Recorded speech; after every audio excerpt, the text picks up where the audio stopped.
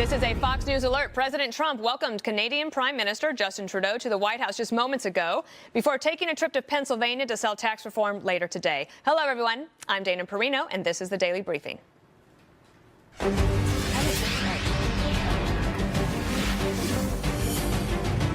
President Trump and Prime Minister Trudeau are meeting right now, and we expect NAFTA negotiations to be a big part of their agenda. Meantime, Fox News has learned that White House Deputy Chief of Staff Kirstjen Nielsen will be nominated by President Trump to be the new Homeland Security Secretary. That post has been empty for a couple of months as John Kelly became the White House Chief of Staff. Let's go to our chief White House correspondent, John Roberts, with the latest. John, never a dull moment there. Oh, are you kidding? It's the White House. Come on. It's like riding the front seat of the Superman roller coaster at Six Flags every single day. Yeah, Kirstjen Nielsen is going to be the president's pick for DHS secretary to replace John Kelly, the man that Kirstjen Nielsen has worked for since the beginning of this administration. She was the chief of staff over at the Department of Homeland Security. John Kelly liked her so much that he brought her over to the White House when he became the chief of staff to have her as his deputy. And she really has a reputation here at the White House of being a real tough cookie. If John Kelly was the gatekeeper for the Oval Office, Kirstjen Nielsen was the gatekeeper to the Chief of Staff's office. It will also mark the first time, should she be confirmed by the Senate, which is pretty likely. I think that a lot of senators like her as well. She will be the first former staffer at the Department of Homeland Security to be elevated, Dana, to be the secretary there. So big news today for Kirstjen Nielsen. This Indeed. is a huge career leap for her. Absolutely. In fact, I worked with her in the Bush White House, and she was super talented and multitasker. And she can certainly manage, absolutely. And then the president has more to come today. He's going to go to Pennsylvania. He's going to be giving what I think is a very interesting speech to a targeted group of people on his tax reform bill. Yeah, the president continuing to sell tax reform. He wants to make it very difficult for members of Congress who might be thinking about voting against tax reform to do it. So he's going into Harrisburg, Pennsylvania, which is a solidly Republican area, a state where there is a Democratic senator up for re-election, though it does look like it's probably a pretty safe seat for the Democrats in terms of the senatorial election. But there are some Democrats who are a little worried about this elimination of the state and local tax deduction.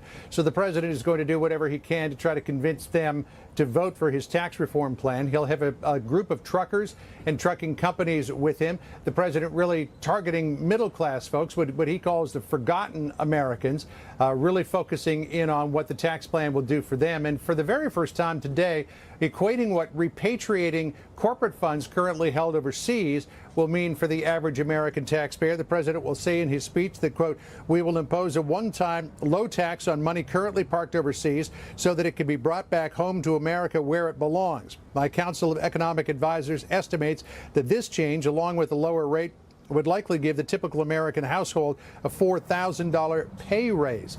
And you know how important messaging is with all of this. The president's going to be going to a conservative organization next week to sell them on the finer, deeper details of the policy. He'll probably be going to states like California, where the Democrats are trying to flip a lot of Republican seats, a high-tax state where this idea of eliminating the state and local tax deduction is a big idea to sell tax reform there. He'll go to Montana, where John Tester, a Democrat, is in a close race for re-election next year, and a lot of farmers there who would benefit from the elimination of the estate tax, probably go to New York, maybe Connecticut as well. He just wants to get as many of these lawmakers on board as possible and put as much pressure on them as he can with this messaging on tax reform, David. I love to watch the strategic communications plan come together no matter who's doing it. So thanks so much for that report, John. Appreciate it. You bet. Good to see you.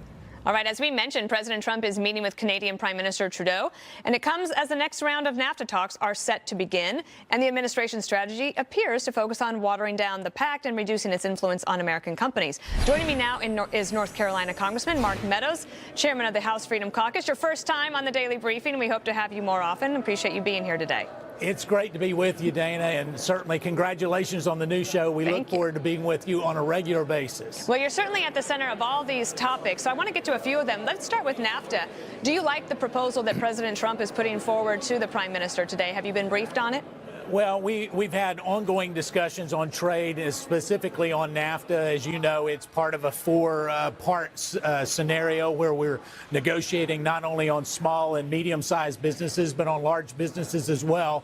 And so this is really all about creating incentives to make sure that we don't lose American jobs. I think that was the one knock for NAFTA when it passed. And as part of the president's America First agenda, he's been laser focused on that. And so we're very optimistic that the discussions that are going on now with the Prime Minister and other stakeholders will produce not only a good deal, but a deal that essentially makes sure that American job creators are not at a disadvantage. And so I'm optimistic that we'll see some modifications instead of a full scrapping of the NAFTA deal that will be really something that could be applauded by all countries. One of the things that people who are concerned about the deal say is that there's this idea of a 5-year sunset, that every 5 years the countries would have to say that they want to keep it going, maybe a chance to renegotiate again at all of those points. And yet businesses are saying, but we make investment decisions on 10 to 20 year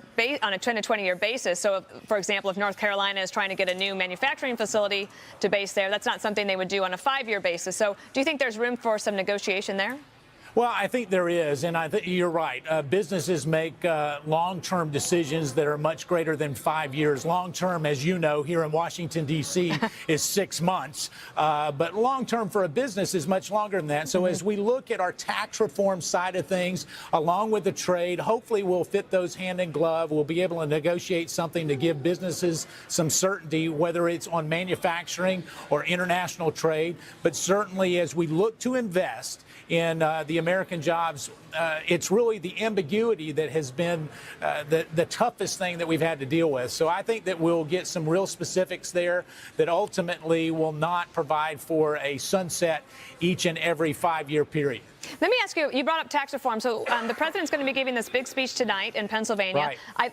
I think it's interesting to specifically talk to truckers, and especially about that pass-through tax and how his plan would support, basically give them, as John Roberts reported, $4,000 more a year in their paycheck. I mean, everybody would want that. But it's interesting because Senator McConnell earlier today and President Trump echoing the belief that Democrats are trying to sabotage this, but even the Koch brothers today saying that the realtors are in fact among those who are jeopardizing tax reform because of special interests and corporate welfare, as they call it. Well, how do you see all of these fights ginning up and basically trying to gum up the works before you can get started? Well, I've had probably 4 tax reform meetings in my office this morning before coming on. And so, yes, it is. The special interest groups are out there trying to make sure that their interests are represented. Ultimately, at the end of the day, it's going to have to be a give and take. But that give and take for me is all about making sure that we give to the American taxpayer and take away from special interests. And so the president is really not only focused on that, but he gets tax reform. So he's going straight to the voters there in Pennsylvania to make the case, even with the real estate folks. I have a real estate background. I was in real estate and a developer. The proposals that I'm seeing right now are really nothing that they should be alarmed about. But it comes back to fundamentally what we have to do is not only simplify, but cut the taxes so that we can ultimately put people back to work and make sure that we grow our economy. Before I let you go, you had a little bit of you made a little bit of news yesterday when you were talking about Senator Bob Corker, who of course has had this ongoing feud with President Trump. But you think that story was a little bit overwritten. Let me ask you, do you think that when it comes to a final tax reform vote, if we get to have one in the Senate, that Bob Corker will actually vote for it? Well, I think we will. As you know, he's a deficit hawk. He's a thinking individual, and the senator and I have had discussions on tax reform already. And at the end of the day, he just wants to make sure that we deal with the deficit. And as long as we do that, I do believe that he will be a yes vote in the end. We've got to make sure that we build a broad coalition. Jim Jordan and I are actually reaching out to Democrats to say, where is some common ground that we can come together so that we can truly make this a bipartisan bill. And so I'm very optimistic that we'll get it across the finish line and to the president's desk. And he might be the least of your problems as you work on all of this. Exactly. All right. Congressman Mark Meadows, thank you for being here, and we hope to have you back soon. Thank you, Dana. All right. Thank you so much. Nearly 20 women now accusing movie mogul Harvey Weinstein of sexual misconduct, including two of Hollywood's biggest stars, Oscar winners Gwyneth Paltrow and Angelina Jolie. And now Weinstein has fled the country and his wife has left him. Chief correspondent Jonathan Hunt is live in Las Vegas with the latest. Jonathan. Hey, Dana, on top of all that, heavyweights of the political world now weighing in too.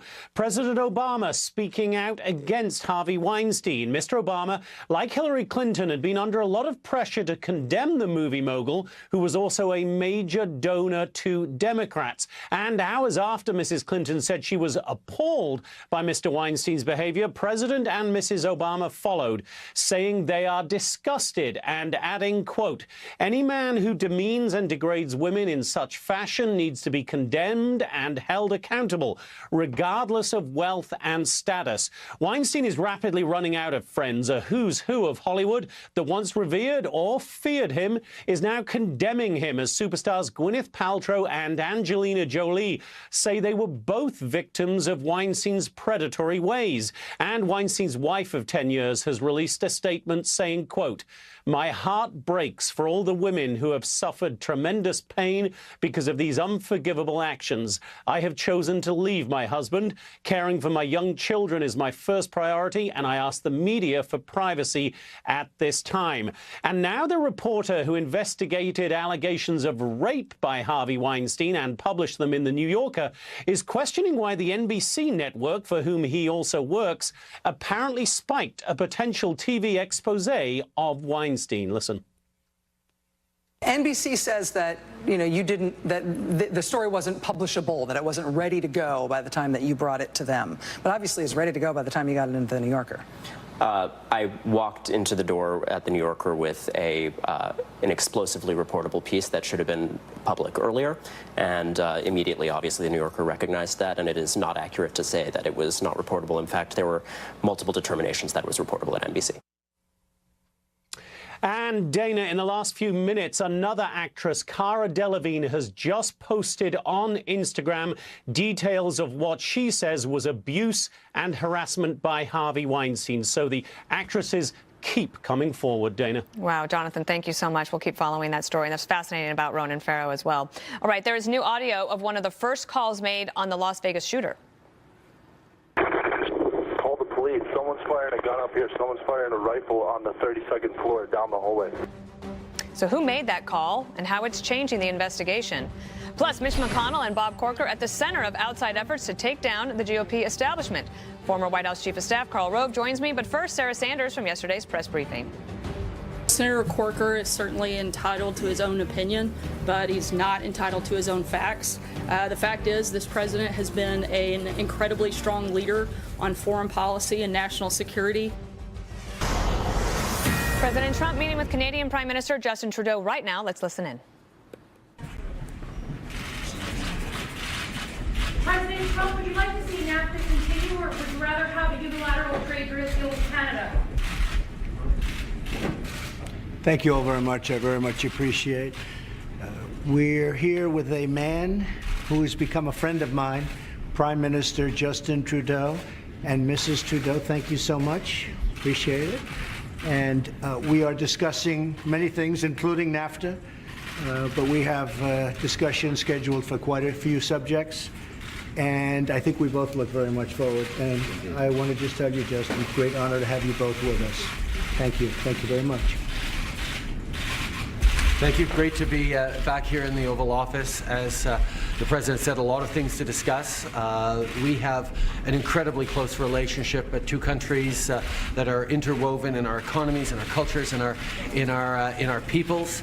But we have a good partnership, and there's always ways to improve it, always issues we need to talk through, and that's why having an ongoing constructive relationship between the President and the Prime Minister is really important, and I'm glad to be able to meet with you here again today. Merci beaucoup. L'ambiance est bonne, M. Trudeau? Toujours bien de se rencontrer avec des alliés et des amis. Mr. President, is NAFTA dead? We'll see what happens. We have a tough negotiation, and it's something that you will know in the not too distant future. But we are going to be discussing NAFTA, and we'll be discussing defense. because we have a great, I mean, these are truly great and original allies, and mutual defense is very important. And I guess we'll also be discussing mutual offense, which people don't mention too often, but offense is part of defense. So we have many things to talk about, but NAFTA will certainly be a big factor today. Okay? Do you want to increase the nuclear arsenal? No, I never discussed increasing it. I want it in perfect shape. That was just fake news by NBC, which gives a lot of fake news lately. No, I never discussed. I think somebody said I want 10 times the nuclear weapons that we have right now. Right now we have so many nuclear weapons. I want them in perfect condition, perfect shape. That's the only thing I've ever discussed. General Mattis put out a statement, or is putting out a statement, saying that that was fake news, that it was just mentioned that way. And it's frankly disgusting the way the press is able to write whatever they want to write. And people should look into it. No, I want to have absolutely perfectly maintained, which we are in the process of doing, nuclear force. But when they said I want 10 times what we have right now, it's totally unnecessary, believe me, because I know what we have right now. You want no increase whatsoever? You're happy with it? We won't need an increase, but I want modernization and I want total rehabilitation. It's got to be in tip-top shape. Mr. Trump, you said that NAFTA just needed some little tweaks. What changed? Well, I don't think anything changed. We're negotiating a NAFTA deal. It's time after all of these years, and we'll see what happens. It's possible we won't be able to make a deal, and it's possible that we will. We have a great personal relationship, and we have a relationship now as two countries, I think that's as close as ever. But we'll see if we can do the kind of changes that we need. We have to protect our workers, and in all fairness, the Prime Minister wants to protect Canada and his people also. So we'll see what happens with NAFTA. But I've been opposed to NAFTA for a long time in terms of the fairness of NAFTA. I said we'll renegotiate. And, I mean, I think Justin understands this. If we can't make a deal, it'll be terminated, and that'll be fun. They're going to do well, we're going to do well. But maybe that won't be necessary. But it has to be fair to both countries. Mr. President, do you think there should be limits on what the press should write? No, the press should speak more honestly. I mean, I've seen tremendously dishonest press. It's not even a question of distortion, like the question that was just asked before about 10 times the nuclear capability. I know the capability that we have, believe me, and it is awesome. It is massive. And so when they make up stories like that, that's just made up. And the generals will tell you that. And then they have their sources that don't exist. In my opinion, they don't exist. They make up the sources. There are no sources. Any other question? We'll decide over the next fairly short period of time, but I think it's going to work out very well for both countries and Mexico. You're thinking on the Iran deal. You're going to see very soon. We're going to be announcing that very shortly. If you can't make a deal with Mexico, would you still want free trade with Canada? What? If you can't reach a deal with Mexico, could you envision still having free trade with Canada? Oh, sure. Absolutely. It's possible we won't be able to reach a deal with one or the other. But in the meantime, we'll make a deal with one. But I think we have a chance to do something very creative that's good for Canada, Mexico, and the United States. So do you want to see NAFTA survive? How was your lunch with Secretary Tillerson? Very good. Full confidence? You mean last week? John, you're so far behind the times. You mean today or last week? Because today I didn't have lunch with. No, I had a lunch last week, and we had a very good lunch. We have a very good relationship. The press really doesn't understand that, but that's okay. We actually have a very good relationship. What else? I think I have a little bit different attitude on North Korea than other people might have. And I listen to everybody, but ultimately, my attitude is the one that matters, isn't it? That's the way it works. That's the way the system is. But I think I might have a somewhat different attitude and a different way than other people. I think perhaps I feel stronger and tougher on that subject than other people. But I listen to everybody, and ultimately, I will do what's right for the United States and really what's right for the world. because that's really a world problem. That's beyond just the United States. That's a world problem, and it's a problem that has to be solved. Thank you very much, everybody. Thank you. Thank you. Well, the press certainly are not short of questions, but the president was in a giving mood, just talking about a range of things from NAFTA to the story from NBC News today about his thoughts on nuclear weapons, and then, of course, talking a little bit about upcoming plans to announce something on Iran, which we should have soon. Joining me now is Karl Rove, former senior advisor and deputy chief of staff to President George W. Bush and a Fox News contributor. First time on the Daily Briefing. God, I can't believe it. I've made it. I've made it. Remember, I used to ask you to come to the Daily Briefing all the time because the press loved you. What do you think about the president's comments just now on NAFTA? Because he seemed to be giving himself a lot of room to make a deal that he thinks is fair, but he's trying to say, well, maybe we won't, but maybe we will. It's just the art of the deal. Yeah, it is the art of the deal. Remember, he was sitting there with Canada. We have a deficit with Canada on goods, but we have a surplus with Canada on services. So we buy more things from them than they buy from us, but we sell them more services like insurance and financial services and so forth. So actually, with Canada, we have a modest trade surplus overall. Mexico, we have a deficit on both goods and services. So it's sort of hard. How do you fix this whole thing? If your goal is fairness, you can fix it. If your goal is you got to buy more from us than we buy from you, then it gets to be really different. How much concern are you hearing from the business community about this possible change? A lot, and not only from the business community. Remember the agriculture community. We sell a lot of protein to Mexico in the form of corn and wheat and beef, and there's a real concern in rural America about how this could, if NAFTA goes away, then rural America loses one of its most important and growing markets. Mexico is growing dramatically, and their need for protein, American-grown protein, is growing dramatically as well. Let me turn to another topic that we wanted to talk about today, and since we still have you and your captive audience, I'll keep you. Steve Bannon, who left the White House, he has this plan that he wants to target incumbent Republicans, and he wants mostly to get rid of Senator Mitch McConnell, the majority leader, and the filibuster. Those are the two things he says he wants to do. What do you make of this? I think it's sort of insane. I mean, there are only 8 Republican senators up this year. If he got all 8 of them elected as pro-Bannon, get rid of McConnell people, there still wouldn't be enough votes. And look at the candidates he's coming up with. First guy picks for the United States House of Representatives, former Congressman Grimm from Staten Island, who just got out of the federal pen for tax evasion.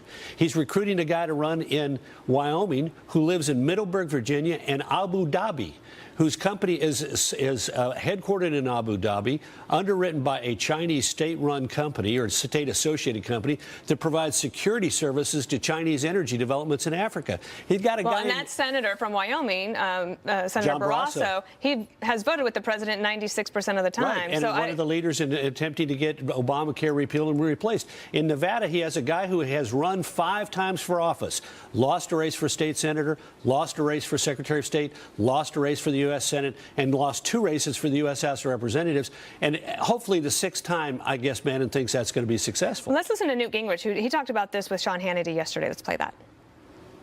The fact is, you'd have such a big Republican majority, you'd pass the stuff you guys want to pass. Creating a civil war inside the Republican Party may feel good, but I think as a strategy, it is stunningly stupid. Those are pretty strong words from Newt Gingrich. But is Mitch McConnell a drag on the Republican Party at this time, with his unpopularity? Well, I think it's a minor drag. The bigger drag is the Republicans have got to get things done.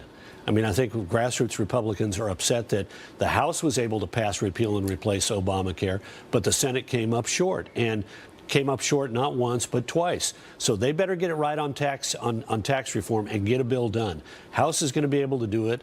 The question now is, are we going to hold enough votes in the Senate?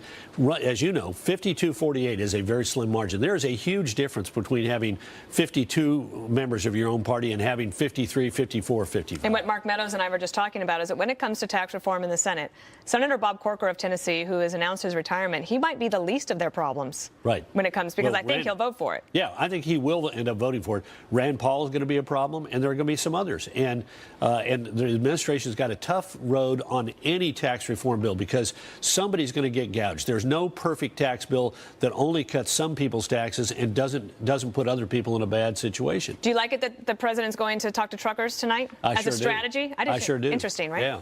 Absolutely. All right. Karl Rove, thank you for being here. Thanks for having me. I feel, I've made it in life. Like you're home? Yeah, I feel at home. I love that. All right, as we await President Trump's decision on the Iran nuclear deal, he's slamming a report from NBC claiming that he called for a massive increase in the U.S. nuclear arsenal. You just heard him talking about that. National security correspondent Jennifer Griffin has the latest from the Pentagon. Jennifer, what has been the reaction to this NBC report that the president supposedly wanted to increase the size of the nuclear arsenal by 10,000 weapons? Well, by tenfold, in fact, was the report.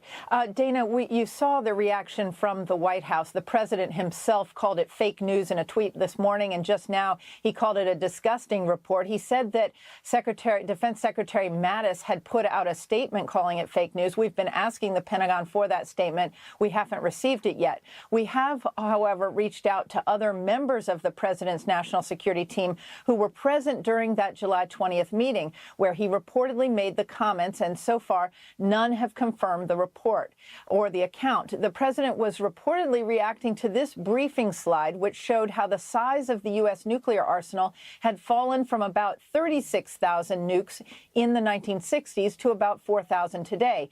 His national security advisors reportedly had to explain the reason for the reduction in nuclear weapons, arms control treaties that were signed before and after the Cold War that also limited the size of Russia's nuclear stockpile. The Pentagon is reviewing its nuclear posture and the need to modernize existing stockpiles. That review has been underway for some time and is due later this year. During the election campaign, you'll remember, then candidate Trump did not know what the nuclear triad was, which led to some raised eyebrows, Dana. So I have to say that if those were the questions that he asked in the briefing, I think those are totally legitimate questions, and I think that any president would have asked them. This is a question I like to ask. What should we be paying attention to that we aren't? We all know the news of the day, but what are you paying attention to that we aren't? Well, one story that we are focusing on that may not be getting attention involves the State Department's decision yesterday to place a bounty on the heads of two leaders of the Iranian-backed Hezbollah group, the Shiite militant group based in Lebanon. The U.S. government is offering $7 million for information that leads to the capture of Talal Hamia, the leader of Hezbollah's international branch, and $5 million for Fuad Shukr, a general in South Lebanon who oversees operations in Syria. U.S. officials say they believe Hezbollah is plotting attacks on U.S. soil, though they have provided little evidence. It's the first time in a decade the U.S. government has placed sanctions on Hezbollah, Dana. All right, Jen Griffin, thank you so much from the Pentagon. And we will be talking to former Green Beret Commander Michael DeWaltz about this, plus brand new audio of the first moments of the Las Vegas shooting. And it comes amid new questions about the revised police timeline of targeting Americans as the Pentagon offers rewards for two top Hezbollah leaders. Let's bring in Michael Waltz. He's a former Green Beret Commander and a Fox News contributor. You brought this to my attention this morning. You said this needs to be talked about. This is a big deal for the United States to put out the request that these are the two most wanted in the world. So what kind of life are they living now? Are they on the run? Well, you know, one thing to remind folks about Hezbollah is that they are completely 100% bought and owned and controlled by Iran and by the Iranian regime and act as their surrogate all over the world. They're part terrorist group, they're part mafia, they're part political party in Lebanon, and they have their hands in everything from drug cartels in Latin America to counterfeiting in North Africa to money laundering in Europe. Really, you name it. These two individuals, one in particular is an advisor to the head of Hezbollah and was responsible for the Beirut bombing. If you remember the Marine Corps barracks bombing in 1983.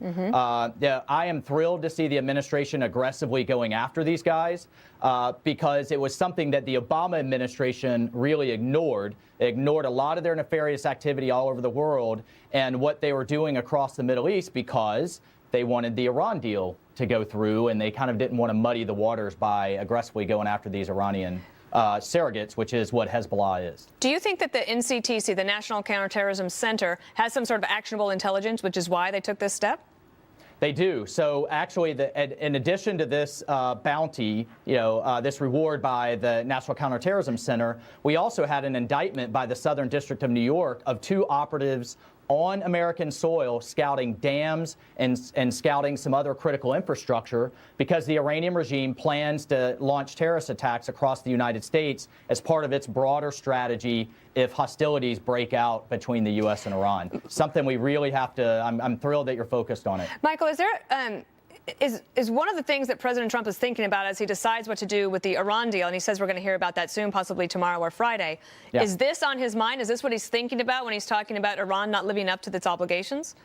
Well, that's right. He's talking about when he says Iran's not living up to the spirit of the deal, what he's saying is Iran is not taking any steps that we can see to be a responsible actor on the world stage, and certainly not in the Middle East. Between its development of a ballistic missile system, which, by the way, it's getting the technology from North Korea and sharing its nuclear technology as well, support to terrorist regimes from Syria to Yemen to Lebanon, and then its cyber attacks, a number of which we have found evidence of here in the United States against both our banking system and, again, against critical infrastructure like nuclear sites, energy sites, and dams. Based on your experience, who's likely to come across these two? Who would capture them? Well, we of course will work with our Israeli allies and the Mossad, who tracks these guys very closely. We work with European intelligence agencies because Hezbollah has a footprint all over Europe, and even they have a footprint in South America. We can work with some of our partners down there. All right, Michael Waltz, thank you so much for being here and bringing us that story. All right. Thanks, Dana. A Fox News alert as we face new audio services from the first moments of the Las Vegas massacre. A maintenance worker calling hotel dispatchers, telling them to call police after Stephen Paddock shot and wounded a security guard through the door of his hotel suite. Listen. Call the police. Someone's firing a gun up here. Someone's firing a rifle on the 32nd floor down the hallway. Security wants to know if you know a room. It's at the end of the hallway. I can't tell you what room. He looked like he fired down the hallway when I got close to the door. Dan Springer is live from Las Vegas with more. Dan, it's interesting because we keep getting more information and the information keeps changing. Yeah.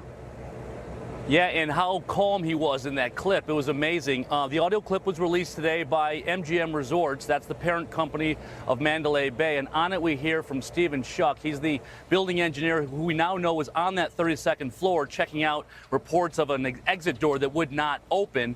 And he calmly alerts his security people when the shots start to be fired. Here, listen.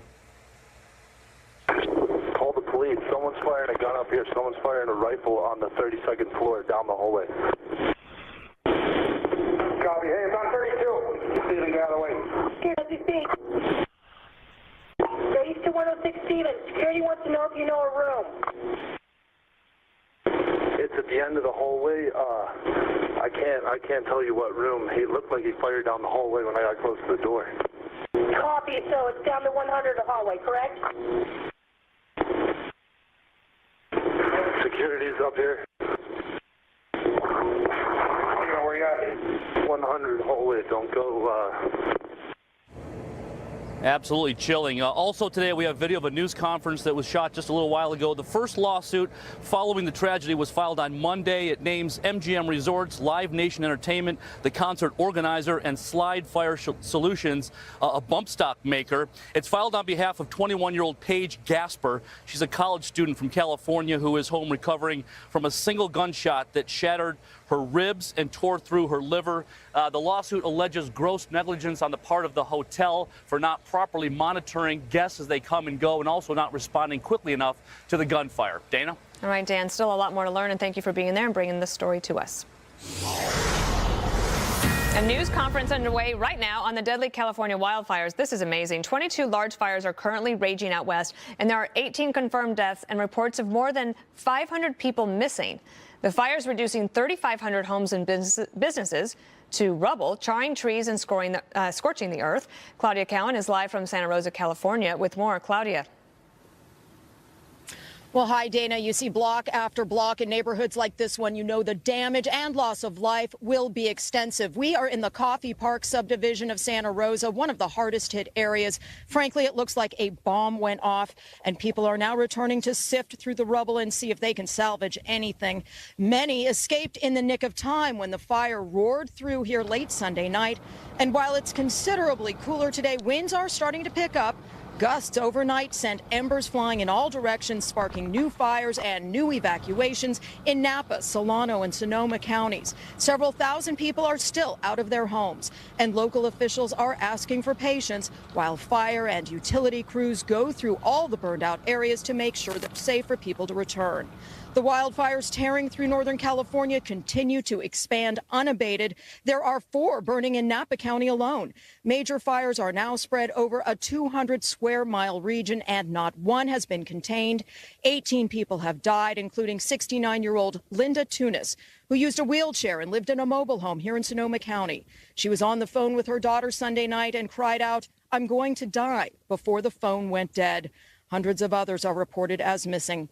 Thousands of firefighters from across the state are now working to build containment lines. They are also fighting the flames from the air, hoping to make some progress before the winds return tonight and tomorrow. And we have another red flag warning set to take effect later this afternoon. Dana, firefighters say their #1 priority is still saving lives. Yeah. Their second priority is saving property as this very active firefight here moves into a 3rd straight day. All right, Claudia Callan, thank you so much. We'll be coming back to you as we develop that story develops. And in fact, while she was speaking, there was a press conference in the area and is now confirmed that 21 people have lost their lives in those fires. Moving on, as more accusations surface against Harvey Weinstein, his wife is now speaking out, saying that she's leaving him. But why did it take so long for